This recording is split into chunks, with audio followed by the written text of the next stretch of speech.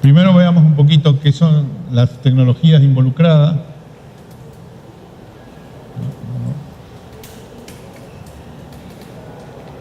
No lo logro avanzar.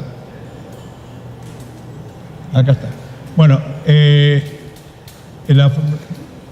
la manufactura del amoníaco usa la tecnología del gas de síntesis, que es metano más agua, más algo de nitrógeno, produce amoníaco y anhídrido carbónico.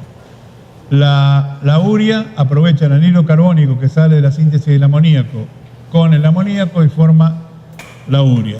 Estas reacciones para formación de urea se hacen a alta presión y temperatura para formar una solución de urea que con sucesivas reducciones de presión se va concentrando hasta que la urea llega a una alta concentración y se produce el proceso de formación de los prils en una torre o de los pellets, de los gránulos, que es la forma más difundida en este momento, que es hacer caer unas gotas de solución concentrada de urea fundida sobre semillas de polvo de urea que actúan como núcleo para que se formen los gránulos. Este es el proceso más difundido y es el que más le gusta hoy a los agricultores porque es un material más fácil de manejar y más fácil de tiene más resistencia a esperar la lluvia, que es cuando la urea se mete a la altura a las raíces. Si no se logra que llueva dentro de un periodo determinado, la urea comienza a descomponerse, a liberar amoníaco y no es útil para fertilizar. Como derivados del amoníaco tenemos el ácido nítrico, el nitrato de amonio y la solución de nitrato de amonio y urea. Esto en la costa del Atlántico está muy difundido, ha crecido en forma espectacular en Argentina y Brasil. Por aquí todavía no se lo usa, pero el agricultor recibe un líquido almacenado en tanques que le proveen los distribuidores y lo aplica con los camiones aplicadores por riego directo. Entonces encuentra una forma muy fácil de manejar en lugar de poner bolsas y distribuir bolsas de gránulos de urea por el campo o desparramadores que tiran la urea un poco al azar. Esta transparencia muestra todo lo que se puede producir a partir del gas natural. Produce amoníaco, anhidro y libera anhídrido carbónico, que después con el amoníaco produce urea, puede producir nitrato de amonio líquido, ácido nítrico y bueno, el camino del nitrato de amonio también pasa por un prilo, un granulador, lo mismo que el proceso para hacer urea. Y los productos finales que podemos tener son amoníaco, que para usos industriales, ácido nítrico, nitrato de amonio, las soluciones de UAN y la urea sólida, que se puede usar como tal o mezclada con fosfatos y mezclada con sales de potasio para hacer las mezclas NPK, que es lo que se usa generalmente como fertilizante en los terrenos que son pobres en los tres componentes. Bueno, esto es un poquito de descripción de la tecnología. El amoníaco se produce por el proceso Haber-Bosch, que incluye el reformado de gas natural para producir hidrógeno y al mismo tiempo monóxido de carbono y anhídrido carbónico. Pero ha aparecido ahora una tecnología más reciente que reemplaza el reformador por un reformador autotérmico que es más eficiente, más barato y es el que yo he usado como tecnología para este estudio que estamos realizando sobre un posible proyecto en el sur. Eso no quiere decir que esté elegida la tecnología, sino que se analizó y se seleccionó la tecnología más eficiente en cuanto a consumo de gas natural y en cuanto a costos de inversión para el análisis de un posible proyecto en el sur. Por supuesto que quien vaya a hacer ese proyecto después va a tener que tomar sus propias decisiones sobre la tecnología a emplear y sobre una serie de detalles de un eventual proyecto, pero aquí se eligió la que es más eficiente, porque en términos de eficiencia puede permitirse pagar un poco más el gas y puede también minimizar la inversión.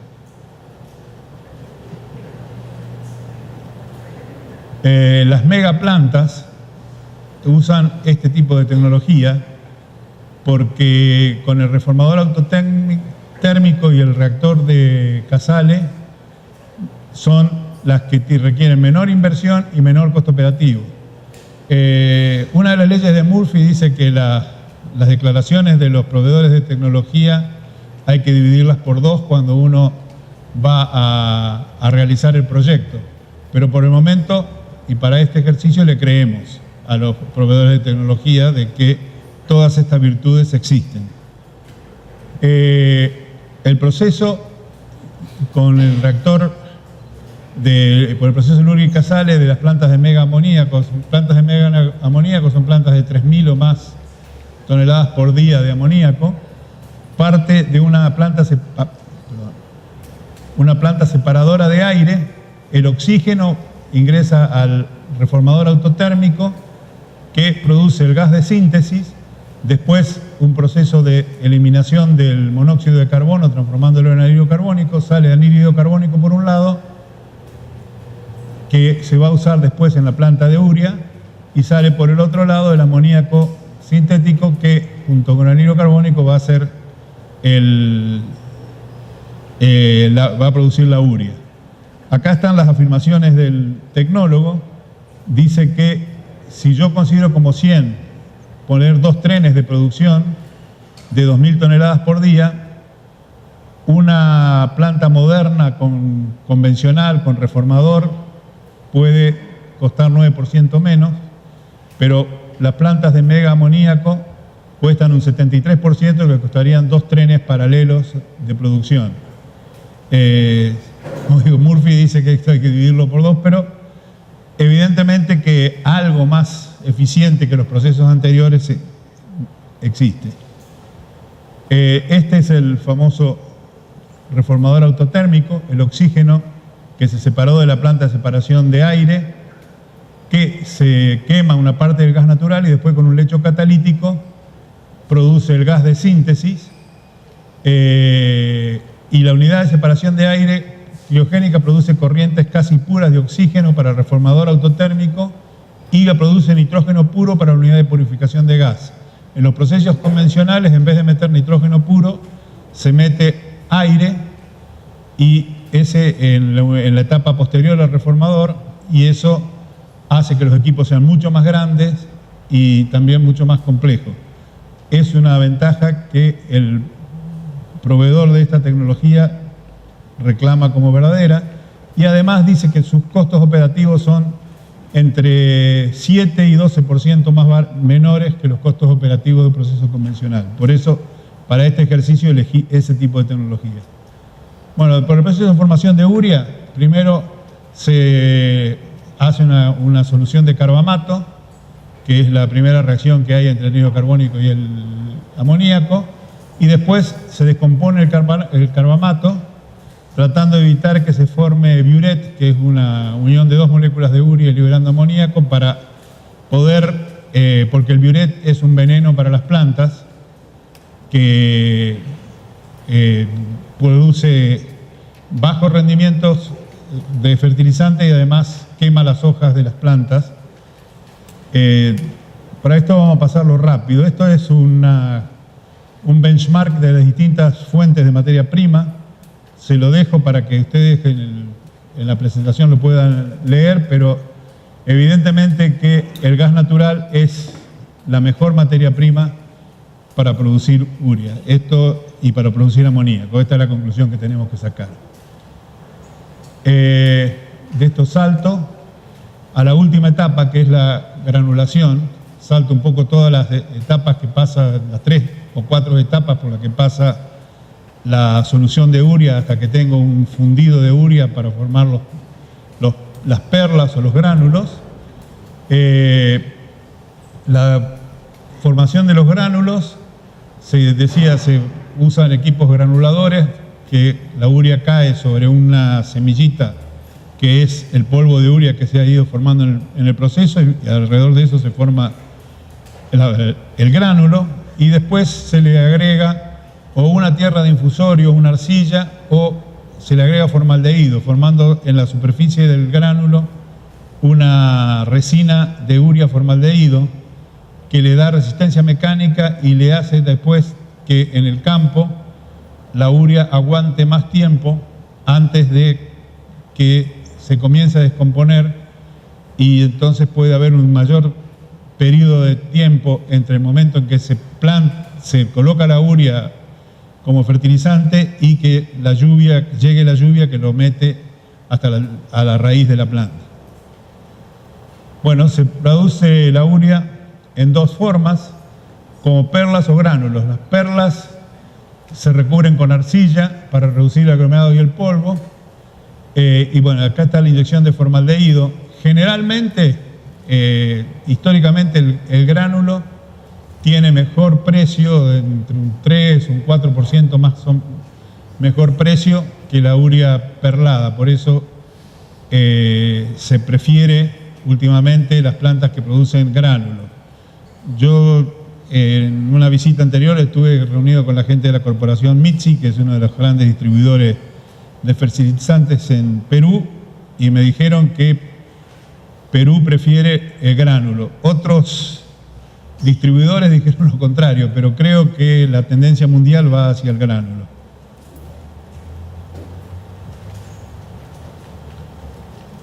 Bueno, ya hablamos de la granulación.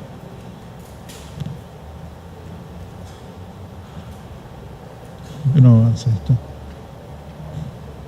Esta es una descripción rápida del proceso: anhidro carbónico y amoníaco a alta presión, una reacción de descomposición. Después una descomposición a media presión, una descomposición a baja presión y una concentración al vacío. Queda una mezcla de agua y urea, al 96% de urea, va al proceso de granulación y se producen los gránulos. Aquí se saca agua y la conversión por paso es del 60%, o sea que una parte de los reactivos tienen que ser recirculados, removida el agua y vueltos a inyectar al proceso. Vamos a hablar un poco ahora de mercado y aplicaciones de la urea. Salimos un poquito de la descripción tecnológica.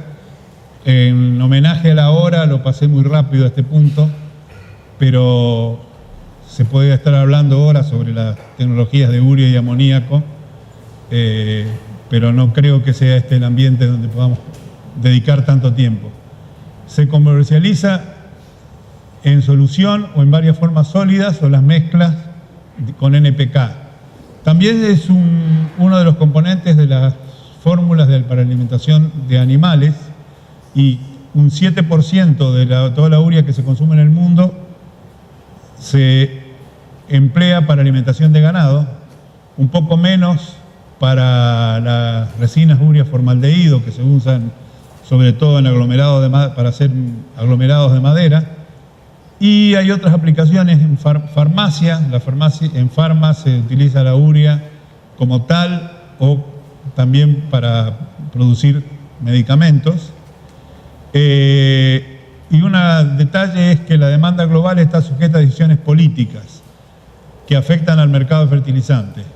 En el 2008, una decisión de China de cortar la exportación hizo saltar la urea a $500 por tonelada en cuestión de 2 semanas, y después se cayó la crisis de las hipotecas subprime en Estados Unidos y bajó a $200, a $250 rapidísimo. O sea que hubo como una explosión de precio de urea y una caída violenta enseguida. Una de las características de este mercado es que es muy volátil, y hay países que subsidian fuertemente la urea. Casi toda el África subsahariana tiene subsidio importa la urea y subsidia al agricultor. con una cantidad importante, y lo mismo la India, pero la India bajó los subsidios e inmediatamente el consumo de urea de la India cayó. O sea que las políticas que toma el Estado para promocionar la fertilización afectan a escala mundial los precios. No es el caso de África, porque África es sobre todo el África subsahariana, es una región que está subfertilizada. Si comparamos con los valores de Brasil, Argentina, no ya del mundo desarrollado, sino de países de mediano desarrollo, el consumo de fertilizantes en el África subsahariana es 1/10 de lo que consume Brasil, para que tengan una idea. Pero sin embargo se subsidia para promocionar en esos países la fertilización. Este es un panorama de la demanda de amoníaco y vemos que el grueso de la demanda de amoníaco es para fertilizantes. Hay otro pedazo que será el 25%, que tiene otras aplicaciones que son de no fertilizantes, y de ese 75%, más de alrededor del otro 75% es urea, nitrato de amonio cálcico, y estos son los fosfatos diamónicos, que es el monoamonio fosfato o el diamonio fosfato, que es la mezcla que se usa para poner nitrógeno y poner fósforo en el suelo. E Indonesia, que son los que han tenido el gran salto adelante, como diría Mao, de la demanda de fertilizantes.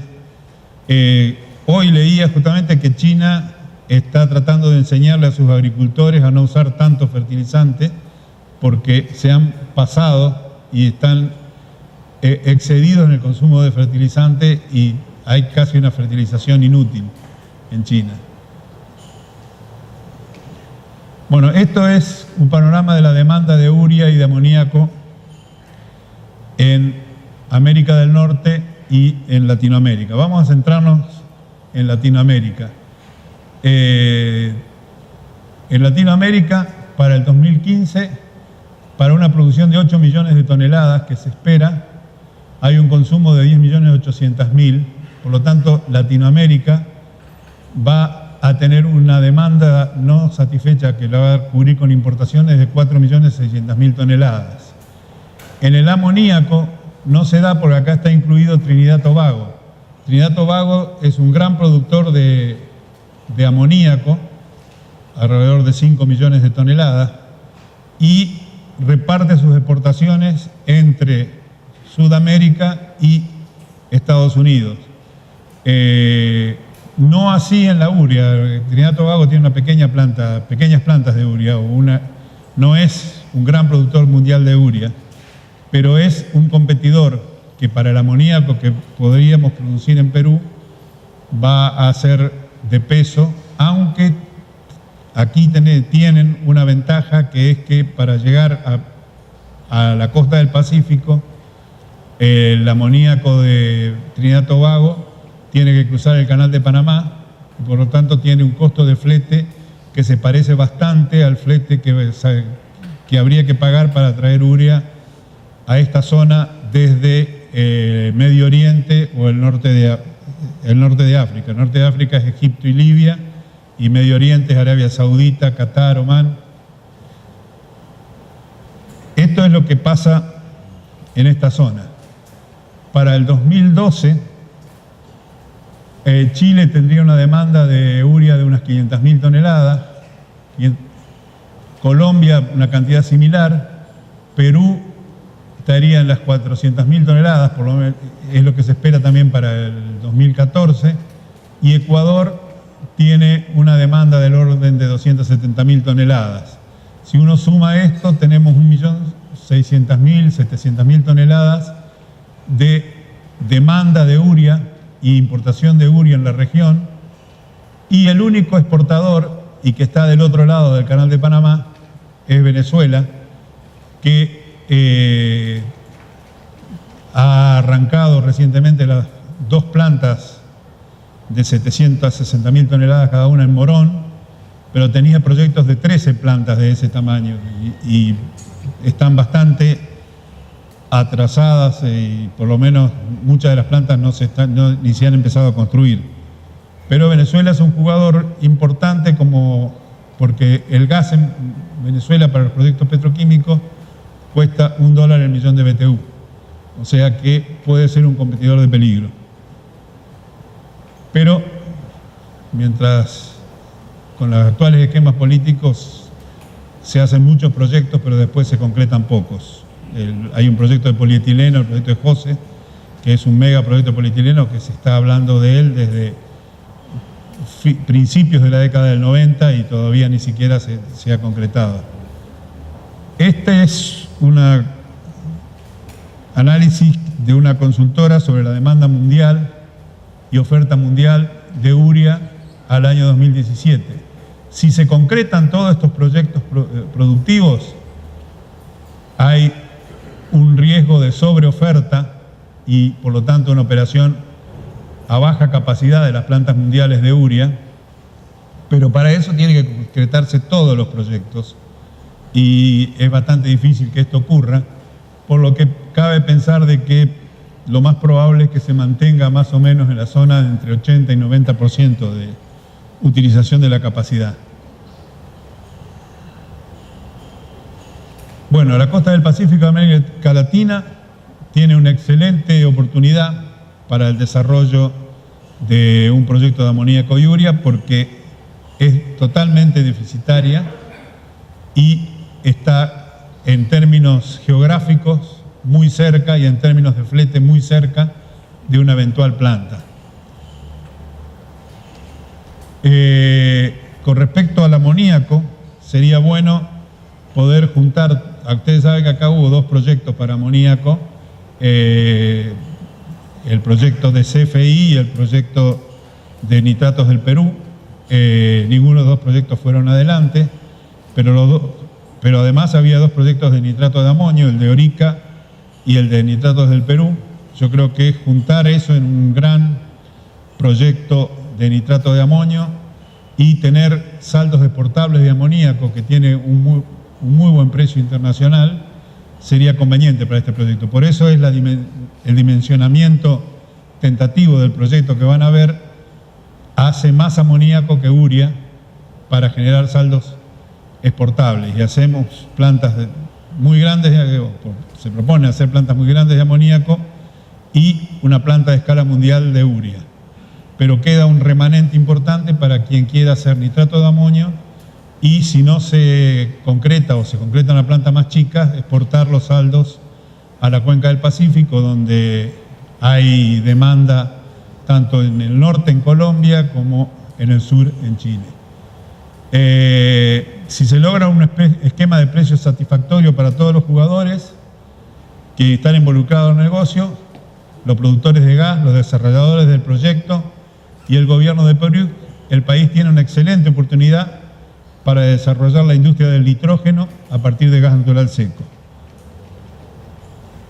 Para el amoníaco se espera una oferta de Trinidad y Tobago de 4,5 millones de toneladas, que es un competidor, pero atención, de acuerdo a la información que tengo, el precio en Trinidad y Tobago está entre 7 y 8 millones de dólares, 8 dólares por millón de BTU, entre 7 y 8 dólares por millón de BTU, y en los comentarios de las revistas que hablan del tema fertilizantes dicen que los productores de amoníaco de Trinidad y Tobago no están muy felices con el precio que tienen que pagar.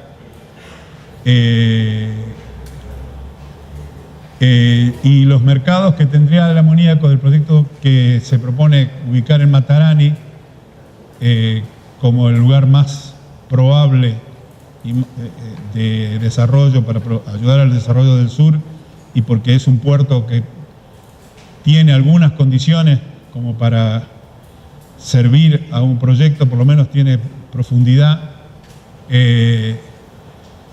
y tiene el proyecto donde tendría ventajas frente a Trinidad y Tobago por el cruce Canal de Panamá, y ventajas que pueden estar en el orden de 25 a 35 dólares con respecto de flete con respecto a los productores de Medio Oriente o de Trinidad y Tobago. O sea que después, cuando veamos el aspecto de logística, veíamos cómo se puede solucionar el transporte de urea para los mercados. Hoy la urea llega a Perú en 4 puertos, llega a Matarani, entre otros, a Salaberry, a Piura, y hay otro puerto que ahora no recuerdo, que es por donde está entrando la urea en este momento en Perú, y donde están ubicadas las empresas distribuidoras, cerca de donde está el mercado demandante. La tendencia de precios. El gas natural representa una gran parte del costo de producción del amoníaco, y por eso el amoníaco es uno de los productos petroquímicos quizás el más sensible al precio del gas, porque una gran parte del costo de producción de amoníaco es la materia prima. La urea de escala mundial con tecnología requiere cerca de 80 millones de pies cúbicos por día de gas natural, incluyendo lo que se usa para generar vapor en una planta de urea. Pero esto es con las tecnologías de reformación para amoníaco y con la tecnología última de producción de urea. Los 3 factores claves de competitividad son el costo del gas natural, el costo de la planta. El costo del gas natural incluye el transporte y el precio en boca de pozo del gas. El costo de la planta, el monto de inversión son significativos, como ya vamos a ver, y los costos de distribución, que pueden ser elevados. Tengo entendido que entre el precio de la urea que ingresa a Perú, que está libre de aranceles, y el precio de la urea que paga el agricultor, hay como una diferencia del orden de 200 dólares en este momento, 150 a 200 dólares de diferencia, que es el margen del distribuidor, más los gastos de manipuleo en el puerto. O sea que ahí hay mucho hilo para cortar. No es lo que está ocurriendo, por ejemplo, con el productor argentino, a pesar de que tenemos nosotros un 6% de protección arancelaria, lo mismo que en Brasil. El precio de la urea está vinculado con el precio del gas natural, con el precio del petróleo, perdón, con el precio del petróleo. Está bastante vinculado con un factor de correlación alto, pero cuando el petróleo está estabilizado, y también acá en la zona alta, juega mucho la oferta y la demanda. Es un precio muy volátil, inclusive es volátil dentro de un mismo año, porque los periodos de fertilización en el norte y en el sur son distintos, entonces hay picos de demanda, en 3 o 4 meses hay una fuerte estacionalidad. Me dice que Perú no tiene tanta estacionalidad como la que tiene Argentina o Brasil o Estados Unidos, sino que en Perú la demanda es más pareja, pero esto no refleja lo que está pasando hoy. Le preguntaba a unos petroleros hace poco si algún gurú de los que ellos consultan iba a imaginar a principios del 2014 que hoy el petróleo iba a estar a 60 dólares y me dijeron que ninguno de los que analizan precios de los commodities imaginaba esta caída brutal del precio del petróleo. Todavía no se ha manifestado en el precio de la urea, pero ha comenzado a bajar suavemente desde noviembre en adelante. Esta es una historia del precio de la urea desde el 2002 a los últimos días de noviembre. Vemos aquí que hay una bastante volatilidad en el precio, pero una tendencia firme a crecer.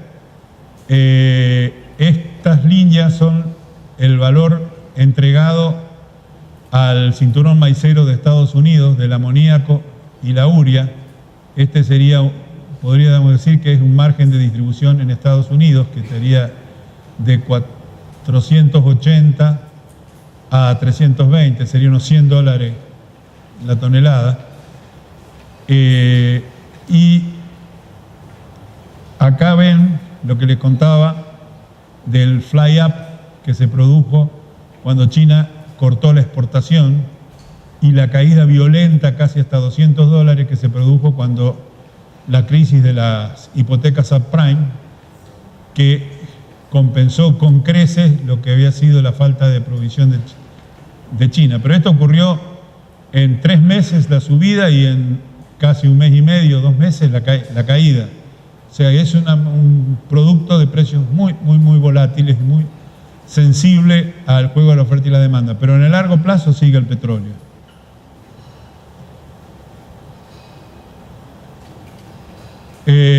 Bueno, analicemos un poco el precio de la urea. Los dos componentes que se mencionan, el amoníaco y el dióxido de carbono, se obtienen del mismo insumo, que puede ser gas natural, petróleo o carbón. La mayor parte del amoníaco, como hemos visto, se destila a la fabricación de fertilizantes como nitrato amónico o las sales amónicas o la urea. Lo otro es el DAP y el monoammonium phosphate y el diammonium phosphate, que requieren una cierta cantidad de amoníaco. En gran parte de la producción mundial de amoníaco se emplea gas natural y se prevé que el gas natural siga siendo la materia prima principal durante por lo menos los próximos 50 años. Pero China y la India son jugadores que usan otras materias primas. India subsidia su venta de la venta de la urea a los agricultores, pero usa la materia prima más cara porque usa nafta y fuel oil para producir urea, que tienen precios internacionales atados al petróleo. China usa carbón. Carbón es muy barato, lo vamos a ver en una transparencia más adelante, pero resulta que los costos de producción y el costo de transporte del carbón es muy alto. Entonces China no es un gran competidor, si no fuera que después puede exportar sus excedentes y para eso no tiene precio. Exporta al mejor precio que puede conseguir compitiendo con Arabia, con Medio Oriente, compitiendo con África y compitiendo con el que hasta hace poco era el que fijaba los precios internacionales, que era la zona del Mar Negro en Ucrania. Pero los conflictos que tiene en este momento con Rusia han hecho de que deje de ser un factor importante en el mercado, toda vez que Rusia le cierra la llegada de gas, le sube el precio del gas natural, y la primera mitad de este año llegó Ucrania a dejar de producir urea y dedicarse exclusivamente a producir amoníaco, porque tenía mucho mejor margen con el amoníaco que con la urea, pero está pagando precios muy altos por su materia prima. Los componentes del costo del gas natural, como decíamos, el precio en boca de poza, el costo de transporte a larga distancia y el costo de la distribución local. En el caso de la urea, el precio del gas influirá en que siga manteniendo como tendencia al alza, y también el precio del petróleo, que al afectar el costo de la energía arrastra el precio de la urea. Ya hemos visto en la transparencia anterior que esto es cierto en el largo plazo, pero en el corto plazo, y cuando el petróleo no se mueve mucho, juega la oferta y la demanda. Esta es una transparencia muy interesante porque muestra cuánto paga cada uno de los productores de fertilizantes nitrogenados, y Ucrania es el que paga el mayor precio, pero el gobierno de Ucrania subsidia con casi un 30%, o sea que en realidad el productor de Ucrania está más o menos en la zona de los $10. Trinidad y está entre los 7 y los 8 dólares, que ya lo habíamos mencionado. Arabia Saudita está en la zona del dólar. Irán también tiene precios muy bajos. Egipto tiene un precio parecido al que tiene Estados Unidos, que se rige por Mont Belvieu. Acá está Estados Unidos. China, usando gas natural, tiene un costo más o menos de 5 dólares el millón de BTU, pero cuando usa antracita como carbón, su costo es equivalente a como si fuera 7 dólares el millón de BTU. Y es para el mercado interno va muy bien, pero cuando tiene que exportar, no le importa el precio, se pone en el nivel de precios del referente, que puede ser el Medio Oriente o solía ser Ucrania. ¿Cómo es la competitividad de la urea en el mundo? Esta es una curva preparada por una consultora. Me olvidé decirle, los productores, las estimaciones de cuál va a ser el costo del shale gas en Argentina están entre 7 y 8 dólares el millón de BTU, las mejores estimaciones, aunque el presidente de YPF ha hablado de 6 dólares, que puede llegar a 6 dólares el millón de BTU. O sea que Argentina va a estar mejor que Brasil, que paga 9 dólares a Bolivia. Argentina también paga 9 dólares, un poco más, 9,50 a Bolivia. Pero cuando aparezca el shale gas en cantidad importante, y ustedes saben que Argentina tiene la tercera reserva mundial de shale gas, quiere decir que tarde o temprano, quizás no lo veamos en esta década, pero lo vamos a ver en la década próxima, Argentina va a ser un jugador importante en cuanto a su suministro de gas natural. Pero los precios no van a ser bajos. Entonces esta curva va marcando en términos de capacidad de producción cuáles son los costos de producción de cada una de las opciones. China está entre los que tienen costos más altos, India está un poquito más abajo que China, Norteamérica estaba aquí, hoy con los precios está un poquito más abajo, está en esta zona de los 150 dólares el millón de BTU, y esto es más o menos donde podría estar un proyecto si paga un proyecto en Perú si paga 3,50 dólares por millón de BTU. Estaría en un costo bastante atractivo, pero con una mega planta que implica muchas ventajas en cuanto a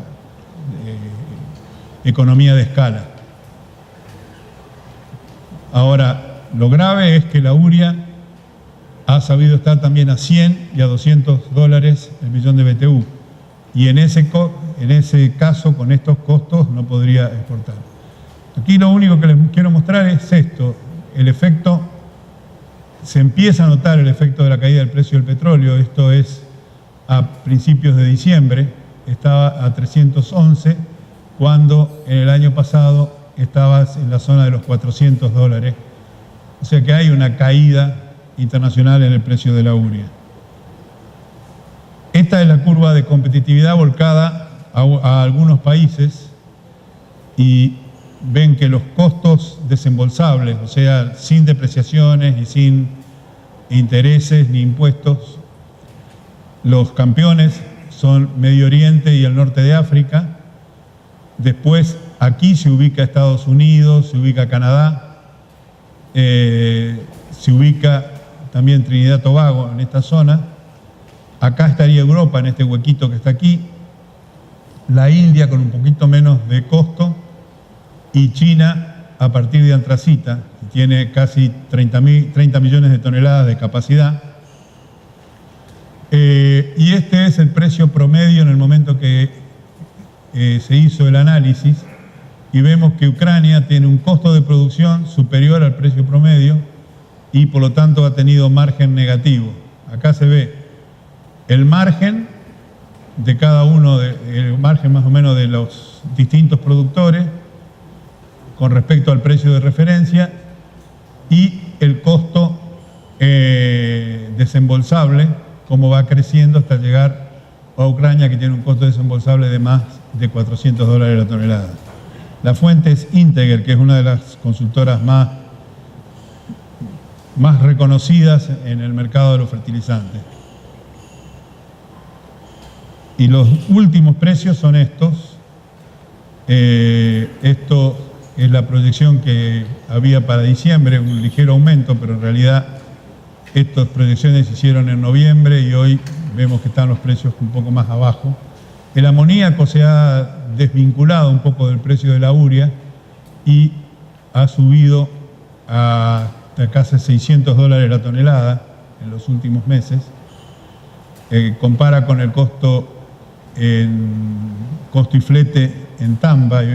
Acá tenemos una idea del costo de transporte y descarga, que estaría en 610 a 660, estaría unos $50 la tonelada de diferencia entre el precio FOB y el precio CIF. Ahora vamos a hablar de lo que a ustedes más les interesa, que es cómo sería un proyecto de amoníaco urea en el sur de Perú. La ubicación no está definida, pero para este ejercicio se seleccionó Matarani. La producción sería de 1.300.000 toneladas de amoníaco y 1.200.000 toneladas de urea granulada.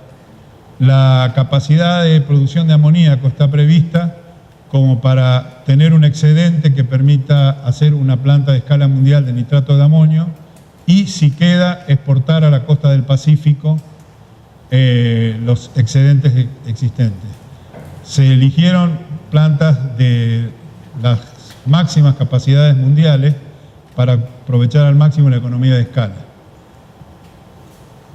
Si hay un proyecto de escala mundial de nitrato de amonio, este excedente permitiría alimentar esa planta. La tecnología Mega Amonia, que es de Lurga y Casale, es la que declara tener menor costo de inversión para plantas de gran capacidad y menor costo operativo. Para la planta de urea se analizó la tecnología de Stamicarbon, que es la que tiene asegurado que puede hacer mega plantas de urea y es uno de los actuales líderes en tecnología. Hay que analizar las facilidades del puerto de Matarani porque la distribución va a ser fundamentalmente en barco, tanto para el excedente de amoníaco como para la urea, que va a ir a la costa del Pacífico, que es donde tiene el mercado asegurado. El costo del proyecto se estimó en 2.351 millones de dólares, incluyendo las dos plantas, las facilidades portuarias, las facilidades para almacenar urea a granel y almacenar los productos, y como está regada esas costas por la corriente de Humboldt, es agua muy fría, el agua de mar, y copiando lo que ha hecho Metanex en Punta Arenas, en Chile, la refrigeración de la planta se prevé que se haga intercambiando agua de mar con un circuito de refrigeración en vez de tener torres de enfriamiento. Eso abarata un poco la inversión, pero aprovechando la baja temperatura del agua de la corriente de Humboldt es probablemente la mejor opción que se presente. El rango de esta inversión puede ser 10% más o 10% menos. Acá ya hay un porcentaje de imprevisto significativo, pero al no haberse hecho ni siquiera una ingeniería conceptual, manejándome con información de los proveedores de tecnología o de información pública y de alguna consultora internacional que analiza los costos de inversión de plantas, puede estar entre los 2.300 más o 2.100 o 2.600 millones de dólares. Por aquí va a estar la cosa y se parece bastante a lo que se están mencionando como la planta de Tres Lagunas en Brasil o la planta que está haciendo CFI en Estados Unidos. En la estimación, y esto es un dato que puede ser perfectamente cuestionado porque no hay un estudio de ingeniería atrás de esto, ni puede haber estudio de ingeniería para los bolivianos, para la planta de de etileno polietileno le costó $1 millón. No hay un estudio de ingeniería. Se usó un 35%. No es disparatado. Un estudio que se hizo para Australia el año pasado llegaba a la conclusión de que una planta en Australia costaba un 30% más que en la costa del Pacífico de Estados Unidos. Y Australia tiene muy buena, en la costa del Golfo de Estados Unidos, y Australia tiene una muy buena productividad de mano de obra. Así que 35% parece un número razonable ante la falta de una ingeniería. Si fuera más barato esto en Perú, estaríamos más bien cerca de la zona de los 2100, y si todavía este número es demasiado optimista, estaríamos en la zona de los 2600.